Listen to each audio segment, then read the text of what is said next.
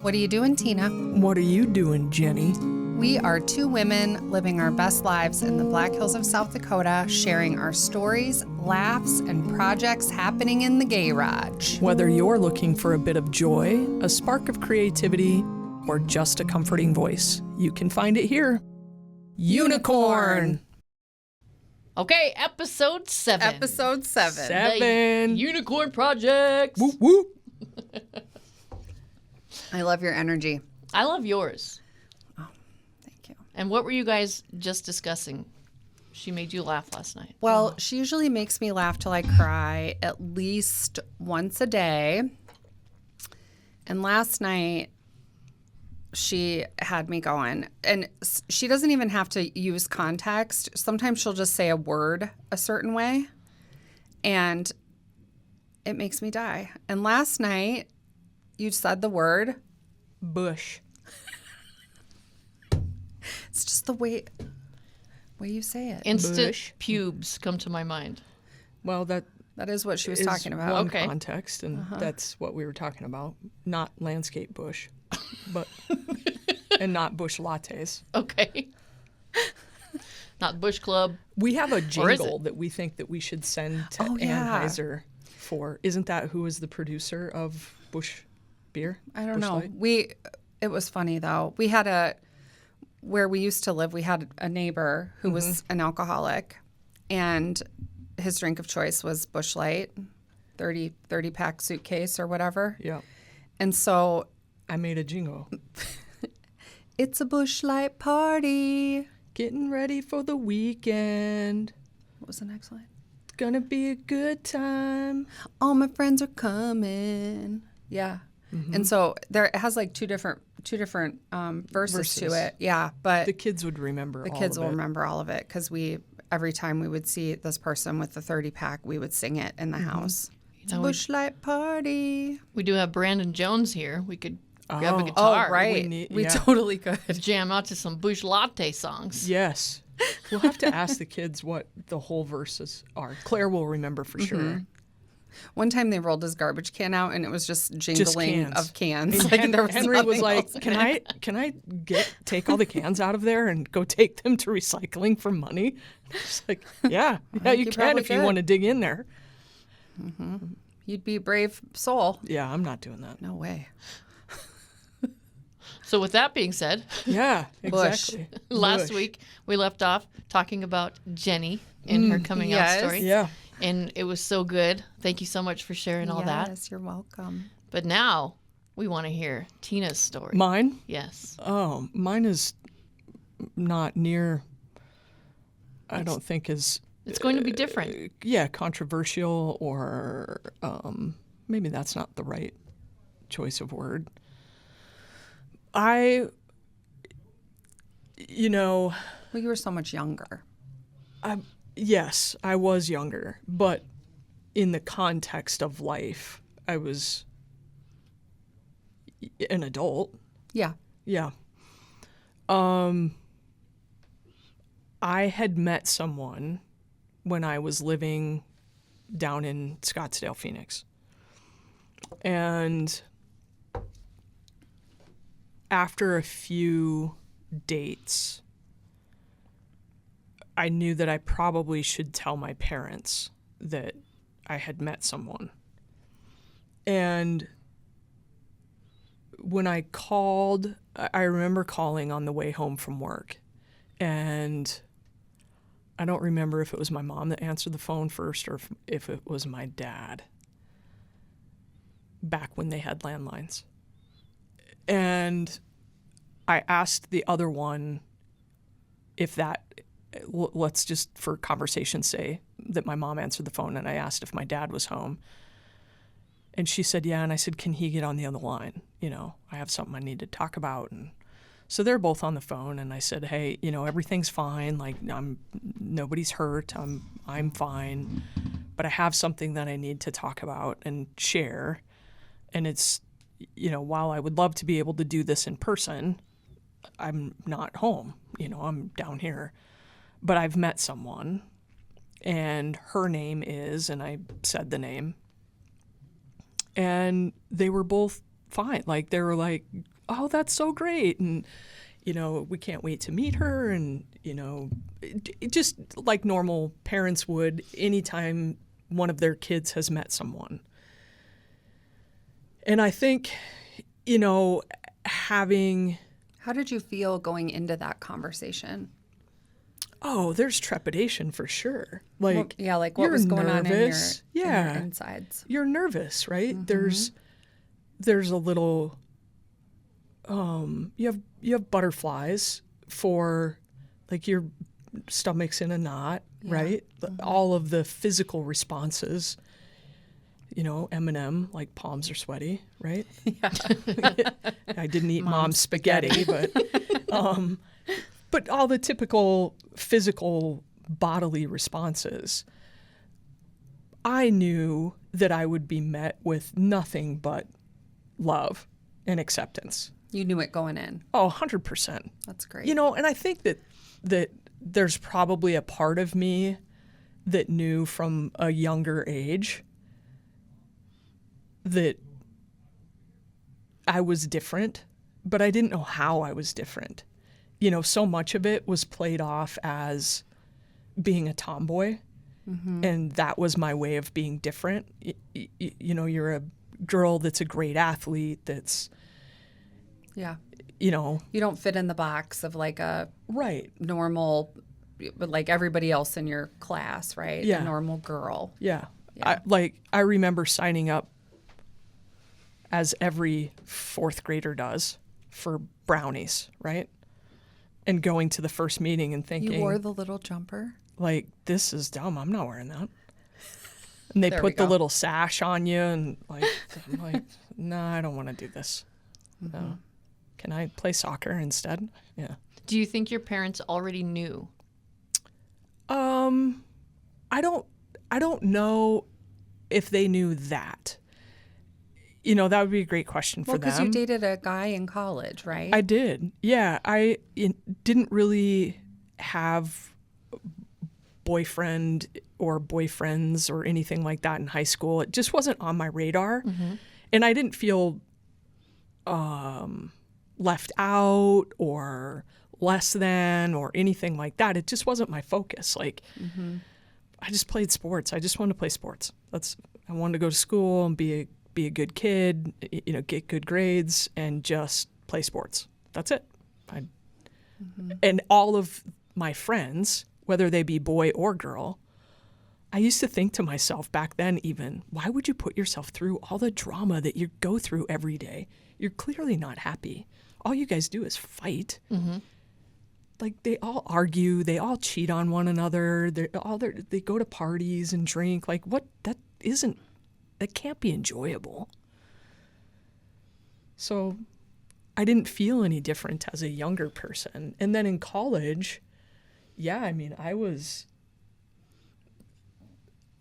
for all of my college career, I had dated Brian, and like full intent of fitting in that box, right? Getting married, doing the thing, all in the back of my mind going, I think I can make this work. Like, because it wasn't ever about... Yeah, it's like a self-negotiation, right? Right. And it was never about him. Like, I truly loved him, and we had so much fun together and so much in common, and he's a good person, and but I obviously wasn't giving him what he needed out of the relationship because he cheated. Oh. And then my senior year, somewhere in there, I had my first relationship with a female. Nothing. I don't even remember how long that lasted, to be honest with you. And then, I was off and running, job, and I'm back in the sports world, right? I just want to play golf. You're in a male-dominated industry. Male-dominated industry. I'm trying to make my mark. I'm doing my thing until I met the person that I called my parents about. And then, you know, the first time that you bring anyone home to meet your parents, there's excitement, there's nervousness, there's fear. And I think at that point, this would be a really interesting conversation, like list of questions for my mom and dad and my sister. Yeah. I spent 7 years in and out of that relationship.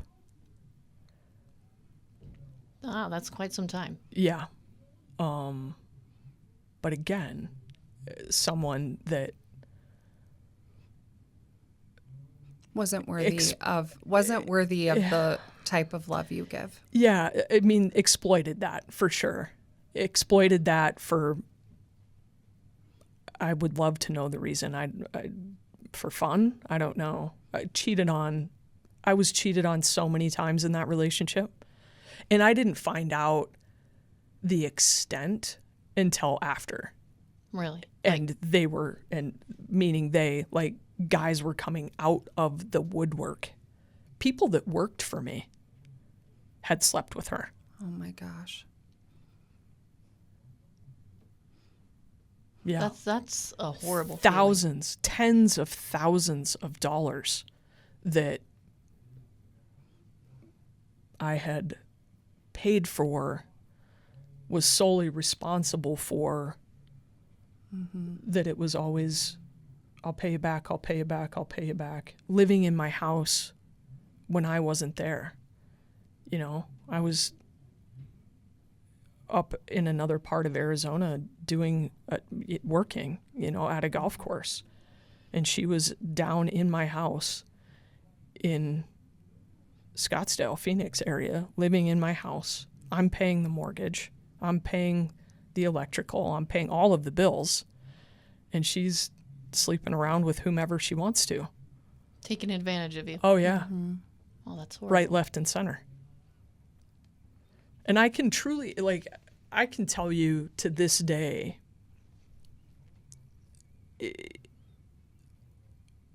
I don't know if hate is the right word. I don't think I hate anybody, but disgust for the type of person that could do that to another human, and knowing that she is in a relationship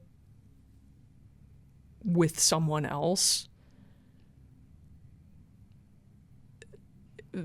you know, I feel bad for that individual. Because do they know? Like, do they have any idea what type of a person she really is? They do now. Yeah, I mean, he was one of the people that she did cheat with, so I guess he probably does know. Yeah, it's very interesting. I mean, ask any questions you want. I'm happy to answer them, but I think that's probably why, you know, we've talked about this so much, but I think that's probably why you were so rooted and content in singleness when I met you, and not really thinking about, you know, it wasn't even, a relationship wasn't on your radar, and honestly, No, not at your all. last one wasn't a great experience, so why would you be, right. you know, Right. looking for anything? And, you know, from my perspective, that was a great act to follow. So, The bar was really low. you know, I love following low bar Yeah. acts because the expectation's so low. But I think, you know, I mean, I think that's part of the reason why I had to worm my way into your heart. You know, I don't think you were all the way open probably- and receptive yeah, to. Probably a bit guarded for Yeah, sure. yeah. Like guarded, not standoffish. I mean, just guarded. And I mean, she was an awful human being. Awful. The emotional manipulation, the physical abuse. I mean, it's hard to look at me and think, how could that happen to you? I see how it can happen to you because you are one of those people that when you love someone with your whole being. And that love is, I have never felt so unconditionally loved in a relationship. Yeah. Good, bad, or indifferent. You know, even on your ugliest day, Tina's there with this, you know, mountain of love, support, and acceptance. And I think when you're a person who loves that openly and that deeply and that fully, that when there's betrayal, it affects us on a whole nother level, because it's not just about what the person did to us, but it's all of the output that we gave that was disrespected, I think. Does that? Yeah, for sure. Yeah. Going back to the physical abuse, Yeah. can you talk about that? Yeah. So an awful alcoholic she was. And a bulimic. But she was an alcoholic in the form of binge drinking. You know, it wasn't necessarily every day, but she was go big or go home, and then would make herself get sick, you know, which, you know, she had her own demons and trauma that she's dealing with. And I remember coming home from work at the golf course one day, and I could tell that she, you know, there's a bottle of wine on the counter in the kitchen that's open and half gone. And I make dinner, do the stuff, you know, she finishes that bottle, opens another bottle, and then it starts in, right? Just the negative self-talk, I'm a piece of shit, why do you even love me? You know, all of that goes along with somebody that's carrying that type of trauma. And it gets to the point where she locks herself in the guest bedroom with the bottle of wine and a bottle of pills. Oh boy. And I'm like, so like I've been through it so many times with her at this point that it's like the boy who cried wolf. I'm just annoyed by it now. I'm annoyed. And so I go out of the house and I'm, you know, banging on the door and trying to get her to come to the door, and she's not coming to the door, and there's a kid involved. Like, she has a daughter, a young daughter. So I send the daughter to the neighbor's house. The neighbor comes down. We call the police. She finally comes out, and she has grabbed a knife from the knife block in the kitchen. And I'm like, what are you doing? Like, knock it off. What are you doing? Stop it. And I grab the kitchen towel, and, you know, we're kind of doing this movie scene dance, right? Back and forth. And I take the towel and I slap it on her hand, and she drops the knife. And I grab the knife, throw it in a drawer. She runs the other direction. Like, there's the kitchen island, and it's open on both ends, and the kitchen is open on 3 different, like, it's a massive house, and it's like this huge open space. And so I'm running for the door to go out to go to the neighbors, and she jumps me from behind. And so she weighs like 90 some pounds. So she's on my back. She's got me by my neck. She's pulling my hair. She's scratching my face, pounding, kicking. And I just pop her in the face with my elbow, and off she goes. Police come, fire department, you know, all the stuff.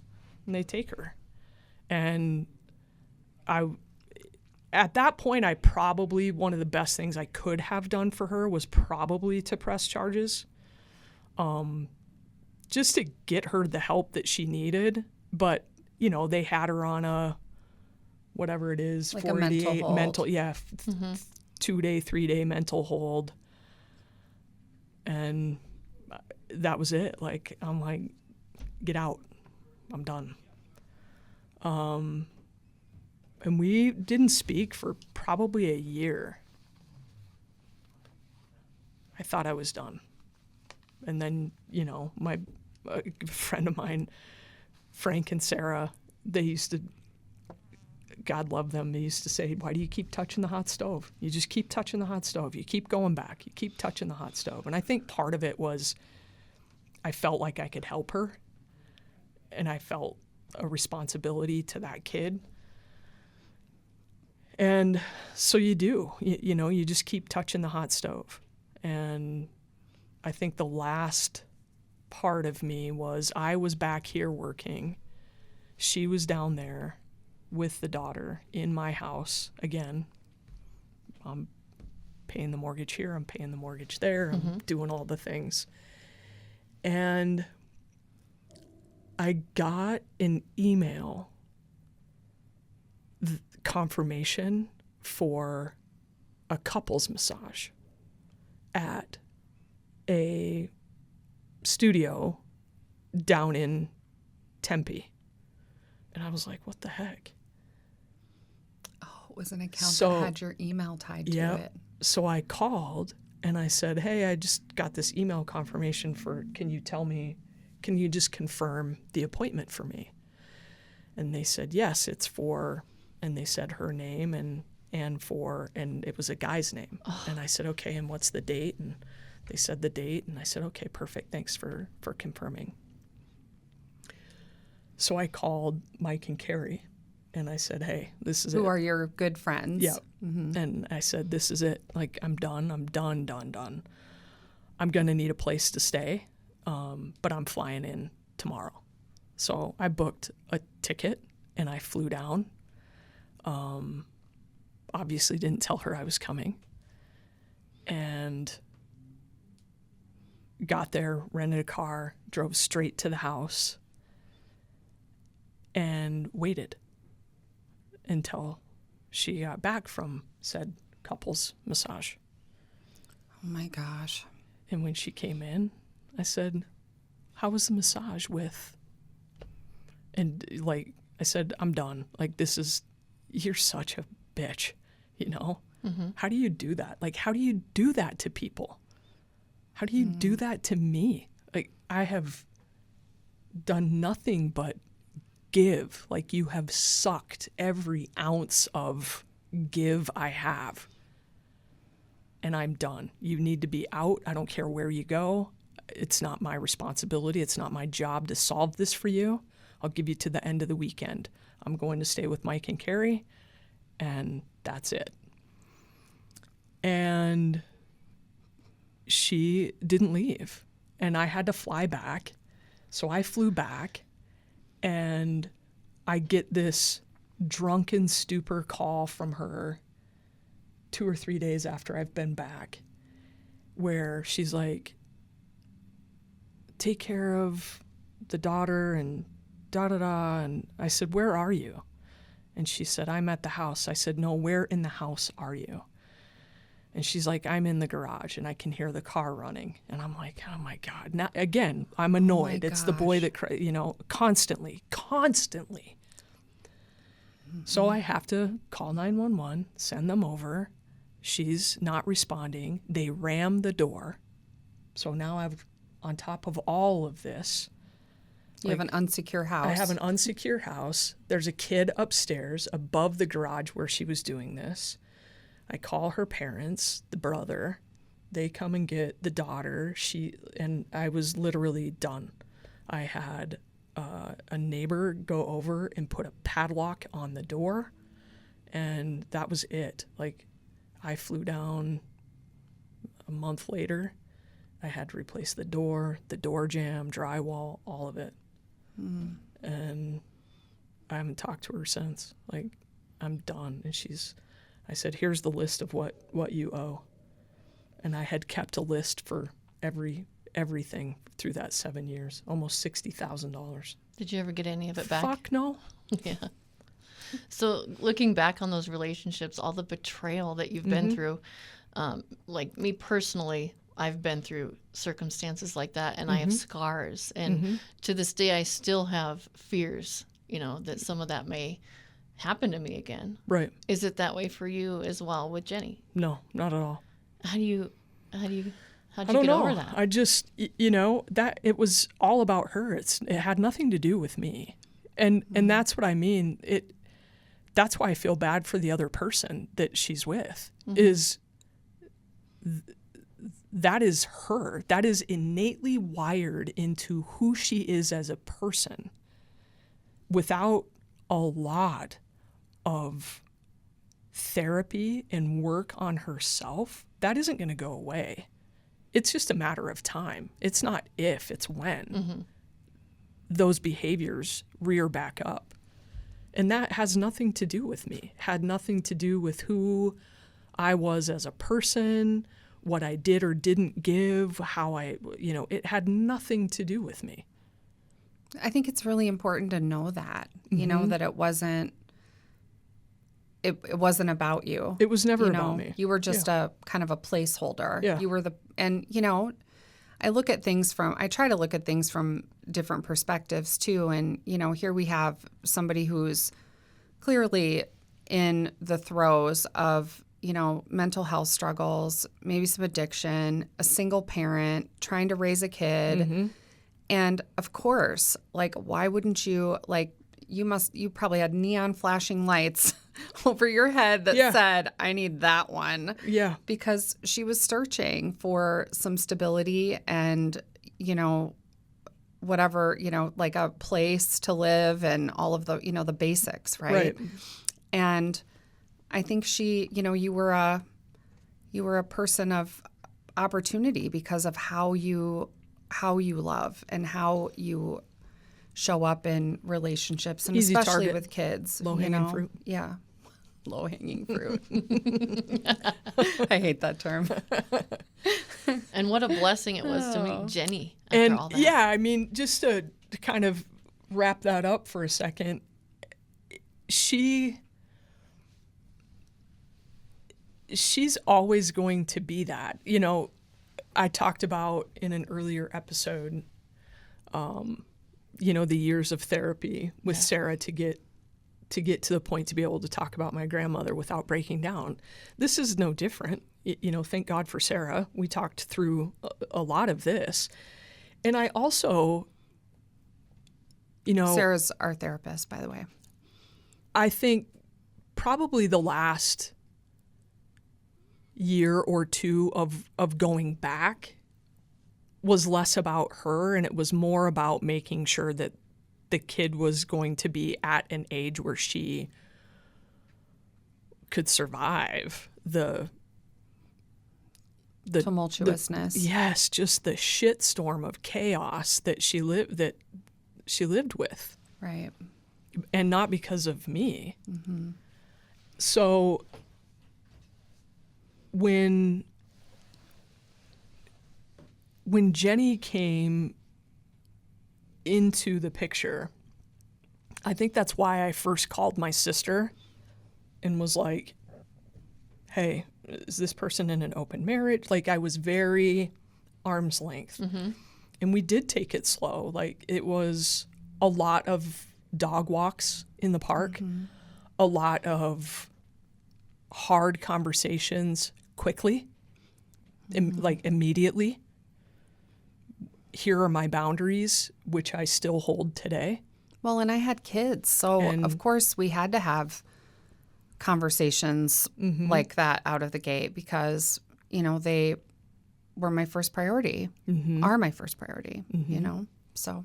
And with Jenny being married to a man and your previous relationship, her cheating on you with men, was that a fear? And here's, this is going to sound really weird, but I don't see things like that.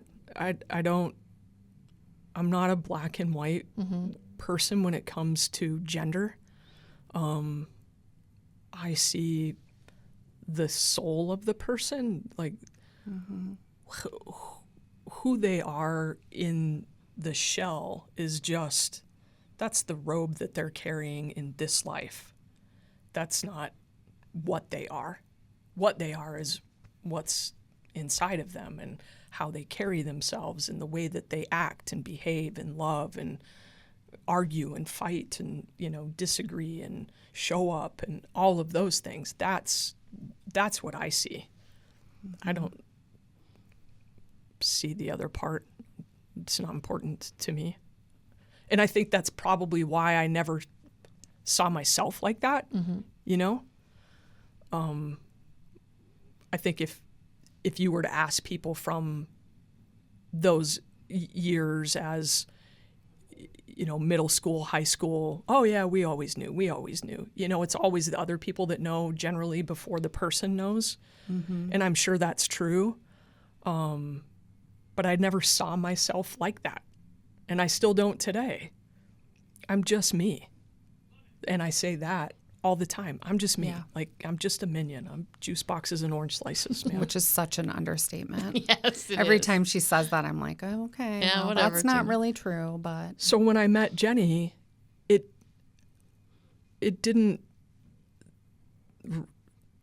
impact my decision to pursue or not pursue a relationship with her because she did or didn't have kids or was not married before, or she had or had not been with a woman before. Like, none of those things mattered because I saw her for what's inside and who she is as a human.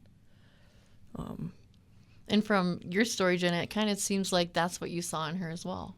100%. Yeah. You know, I think that we're all on this journey of life. And when, you know, Tina and I always say that we feel people energetically really strongly. And, you know, when you, I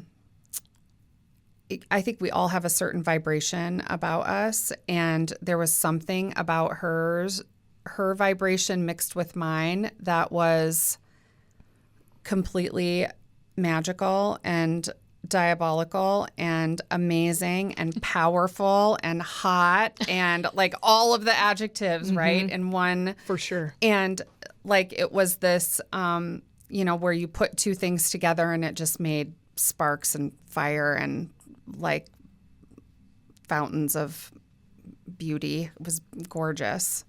And so, you know, for me, that was just, it was a non-negotiable. Like I was like, oh, this is clear. I mean, I think there are times, I hope anyway, I hope there's a time in life for everyone where the person sitting across from them is just their missing puzzle piece, you know, where it just fits in all of the ways. And that's what happened for us. You know, we were lucky enough to find that soulmate connection. Last week, I took dinner over to a friend of ours who lost her husband very unexpectedly. He had a heart attack and passed away. And, you know, Tina knew him for a long time before we met and, you know, Incredible lots of human being. Just incredible people. And he died really young, you know, and he was the most active, vivacious, adventurous human. And just one of those people like Tina who just sucks you into their whole aura, you know, and you're just wildly celebrated in the time that you're with them. And anyway, he passed away, sadly. And I took dinner over to her and she hugged me so tight. And I hugged her back and I just whispered in her ear, I just said, you had a love like ours. And I'm so sorry because, you know, I think I realized that it, you know, and especially meeting midlife, you just have such an appreciation and that doesn't come along. Well, it didn't come along for me ever until now. And such an appreciation that not everyone finds that and how incredible it is when it happens to you, you know? Amy, can you relate to any of this? I can. Yes. It almost feels like, you know, at our age, you know, we're close to 50. I'm not quite there yet. Yeah. But it kind of feels like I wish there was more time to I know. spend together. We say We that say it all the time. Yeah. Forever isn't long enough. It's going to go by so It quickly. goes so fast. Yeah. And I think there are monumental days that a person has in their life, you know, the birth of the kids and the day of our marriage and things like that. I think if you were to ask my parents, one of them that would fall on that list behind some of those things would be the day that I finally closed that door on her. Oh, That, yeah. like, When you were done. when I was finally done. Yeah. Your mom still has a lot of Vitriol. And Yeah, she just, you know, I yeah. mean, I think your parents love you obviously unconditionally. They're incredible people. And, you know, I think, you know, your mom she's a total mama bear. You know, you hurt one of her babies, one of her cubs, and like it's on. And I think she just is very protective of you. Yeah. And, you know, you're very protective of them too. Oh, for sure. You know, you are All of definitely, them. Yeah. yeah, Yeah. you're the protector in your family. I think if given the chance to put my mom in the room with her, I think that there may need to be a ref. Really? I think there would be some verbal lashing. Probably be good for both of them, honestly. I wouldn't want a verbal lashing by your mom. No. No, nobody needs that. But I think, you know, I feel like there were lessons in that. I mean, there's lessons in everything. 100%. And I think the lesson for me was to really find out what my worth was. Yeah. You know, I think that's probably the biggest thing that it taught me is Isn't that it sad that to find out our worth, sometimes we have to experience worthlessness from someone? Yes. You know? Yep. Define worth a little bit. Well, you go ahead. No, go ahead. Well, I think our finish. worth is, you know, the standard of behavior that we're willing to accept, the treatment from other people that we tolerate, how we walk into a room, how we, you know, we can either walk into a room like a mouse and be a wallflower and blend into the background, or we can show up standing in our truth and being who we are, you know? And I think a lot of times, until we are put in a situation where we have to fight to prove our worth, I mean, that's where the rubber meets the road, Right. so to speak. I hate those sayings, but anyway. You know, where we get to dig deep inside ourselves and say, no, Yeah. this is actually what I'm worth, and this is how I deserve to be treated, and this is what I bring to the table, and not be apologizing about that. Right. And I think too it's defining for yourself what respect means to you. What is what am I willing to accept that will allow me to respect myself and receive respect? Like, what are those boundaries? Do you feel like you needed to go through all of those hardships to find that out? Would you go back and change it? I wouldn't go back and change it. You know, again, there's a lesson from it. You know, could I have shortened 7 years and probably figured that out in 7 months? Yeah, I probably could have. Did I? No. And I, you know, it was my first. So Yeah, and you had a little family. there's a kid involved. There's a person that clearly had trauma that I felt responsible. Not that I created it, but I felt because it is who I am. It's wired within me. I felt a level of responsibility to help her overcome that and help her process that and show her that it could be different and that this is how it should be. And if she wasn't ever willing to do those things for herself, she could never do them for another person. Including a child. Exactly. So that's why I say it is innately, unless she has gone through some massive transformation in the decade that we Which have we parted, hope she has. We hope. it's not if, it's when. And that, what a shitty thing to have hanging over your head, you know? I hope that she has gone and done the work. And I think too, you know, a lot of the trauma that you experienced as a kid and some of those abandonment issues, you know, being left on the church steps and the pastor coming out at 8:00 being like, I don't think he's coming. We should call your mom. Yep. I think, you know, we carry some of those injuries from childhood, especially into young adulthood before we, you know, hopefully embark on a journey of healing some of those things. And, you know, it had to be really triggering because you personally knew the price as a kid of having a parent who struggled with certain things, you know, and you were trying to Yep. make up for that or make it better. Yep. And Is that biological dad? yeah. There was a lot to unpack there, you know, Yeah.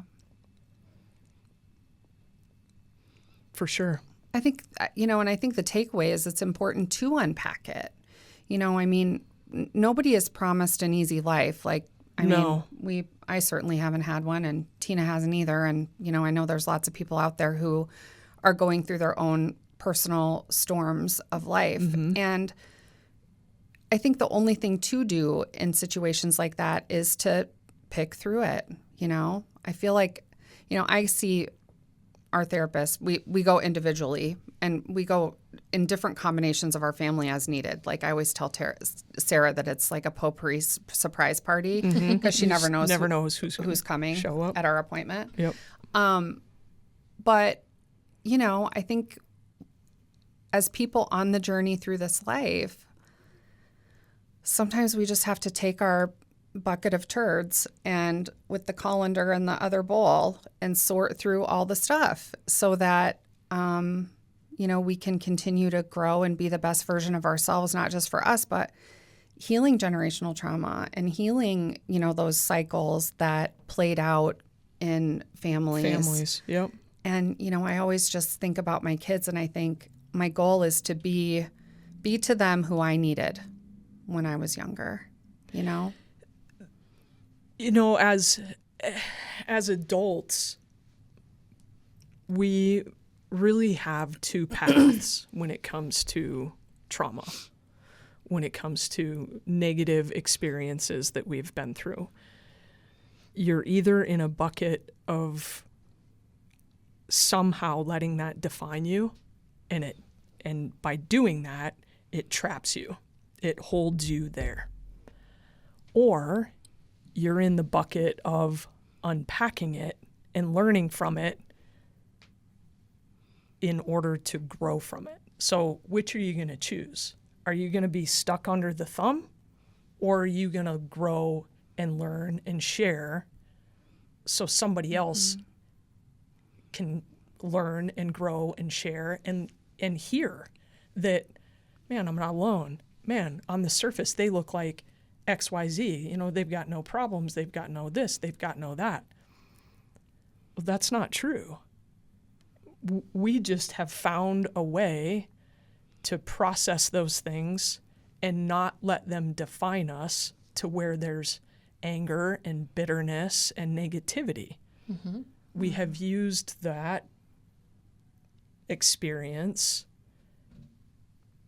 to create this little community of openness and love and sharing in hopes that it helps someone else.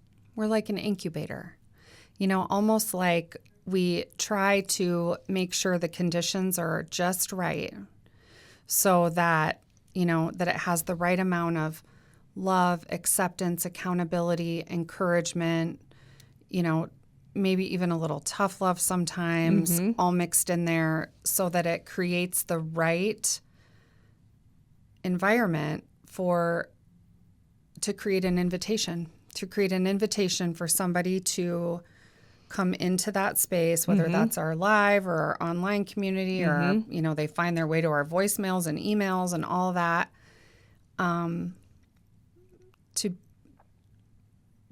to challenge them to try a little bit harder, to be a little bit more, to risk it, to take the healing journey if that's To talk about it. To talk about it. Yeah. Destigmatize. Destigmatize. Talking about it is the hardest part, but it's the most Oh my inspiring God. thing. I to do. swear to God, I have therapy on Monday mornings at 8. I might have said this last week, but all the way there, doesn't matter what time of day, and this is for years of my life. On my way to therapy, I think it's literally the worst idea ever to go. I'm thinking about ways to get out of it. I'm thinking about all the other things I could be doing that are, productivity More check productive. marks, right? And then I just know that I have to, then I have a headache, my stomach hurts, something. All of that melts away in the hour that I'm in there, and I leave being like, that was the best decision I could have made. But all the way there, I'm kicking and screaming, I don't want to do it. It's not fun. It's not fun to look at our ugly sometimes and to talk about it and process Uncomfortable situations that make you grow. But I do think it's like a muscle. You get better at it the more you do it. It's like conflict. And it's hard. It's not easy to sit in here. I have no problem talking about it. It's totally fine. But I also understand that it is not easy to say those words out loud, to say to other people you know and people you've never met, that I am a smart, capable, successful, intelligent, kind, loving human on some level that allowed this to happen to me. I allowed it. Yeah. I accepted it. We always say what's my part? What's my part? What do I need to own in order to overcome? And or where am I accountable? Where am I accountable in all of this? And I love it sometimes when people say, well, I don't have a part in it. I'm thinking, if this were a play and there were characters, you would have a part. You would have a part in whatever it is. So you're in the playbill. We always have, there's always something that we have a part in. Even, other than, I suppose, random acts of violence that make no sense or whatever like that. But, there's always our part of it. And there's always I'm always looking for, what did I do to contribute to it, and how do I write it? Because harmony is important to me. Right. It's probably more important to me than it is to you. And I think that is where the determination of worth comes from. Wow. You have to go through that. You have to figure out what your part was. You have to unpack that and define that in order to determine, well, what is my worth? Because there were unhealed parts of you that showed up Bingo. in that relationship. Bingo. And, I do think, too, sometimes the dynamic between two people or the chemistry or whatever this third thing that you create in between you, it can either be really good and sometimes it can be really bad. We've all met those, quote unquote, it's overused, but toxic people. Yes. And it doesn't just mean they're toxic. It could mean that we're toxic when we're with them, or they don't bring out the best in us, or they drag us down, or they're using us, or they're, you know what I mean? It's not a reciprocal relationship. And I think I can honestly say in my life today, I have none of those in my circle, not one. Because if it's not a hell yes, it's a no for me. It's a no. I'm with you. And that's where it probably, for me, my lane lines, my level of acceptance is wider than yours. You're definitely, if it's not a hell yes, it's a no. If it's not a hell yes, it's a maybe.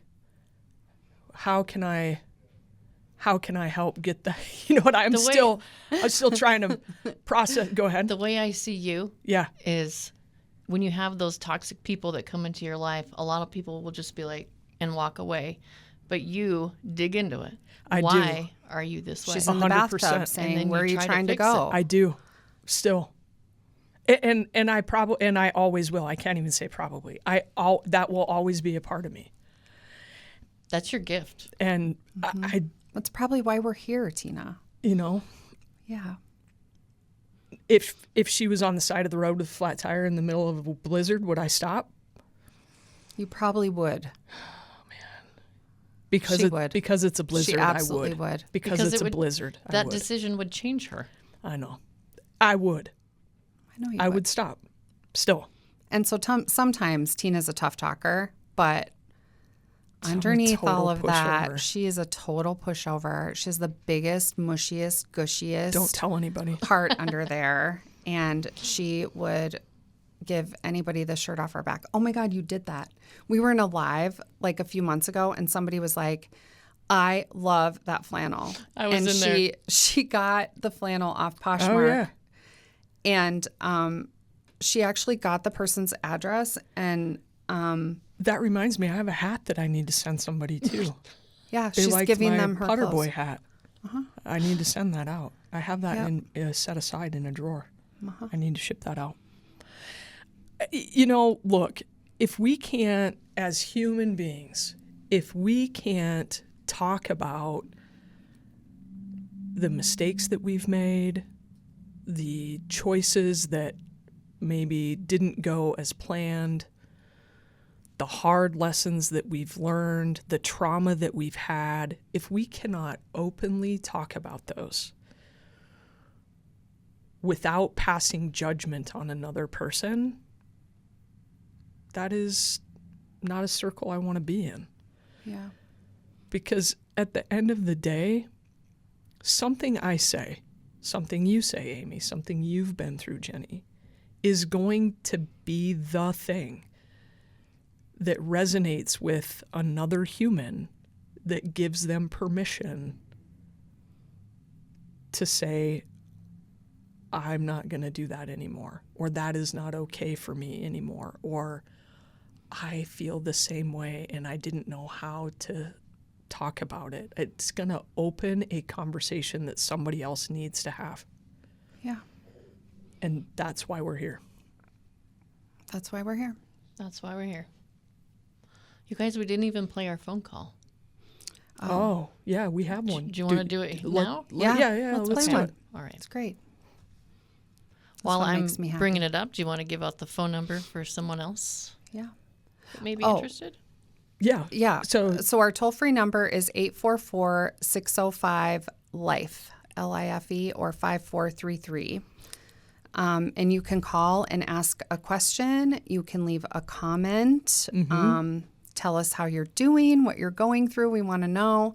And we may play your message on a future podcast. So, and I can't tell you how amazing it's been for Tina and I to listen to your voicemails.